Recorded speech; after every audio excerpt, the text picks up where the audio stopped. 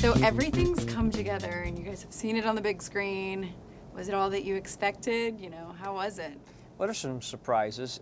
Most of them were really good surprises. You know, it's hard for me to watch it, but when I get to watch audiences watch the film, that's the surprise. I see people cry, I see them cheer, I see them laugh. I mean, they really relate to the story of this family going through what we went through.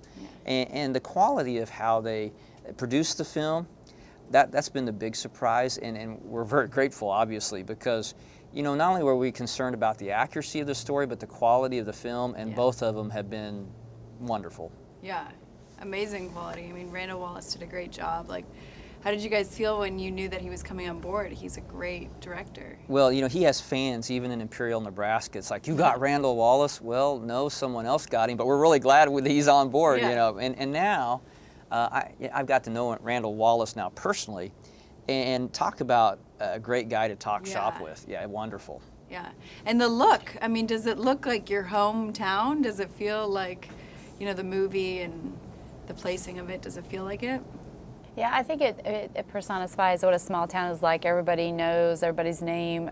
If you forget your money, you can go back and pay for your breakfast or lunch, you got a tab at most places.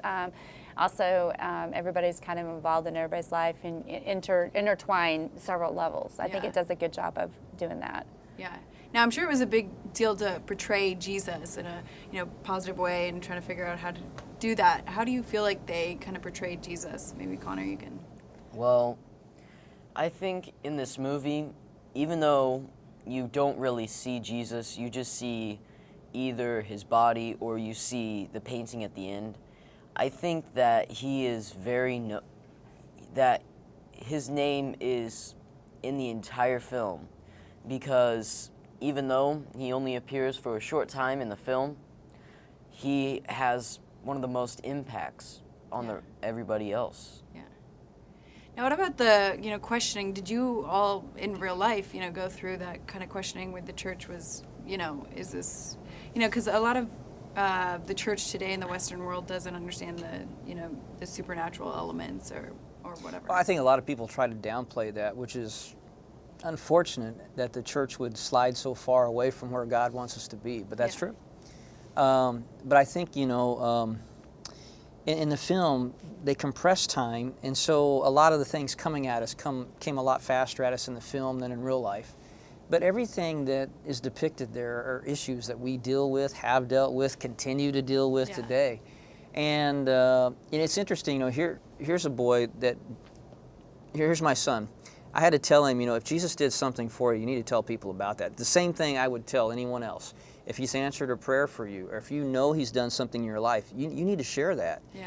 And yet here's a 4-year-old, but I didn't know what I believed about near-death experiences. That was the thing that was really a struggle for me that I had to grow through. Yeah. And you probably all did some research on that kind of experiences. Well, the film's pretty accurate. I was the one that probably had to struggle with it, explain it to myself. Yeah. I spent a lot of time in the Bible finding answers to support what my son was sharing. And many times I'd read stuff to him, and he'd say, "Yeah, Dad, I know, that's what I told you." It got very frustrating, but he was always supported. Yeah. Well, I think that's truthful, and elements of faith. You have to continue asking questions. Keep learning, keep looking, keep searching. Absolutely. Yeah.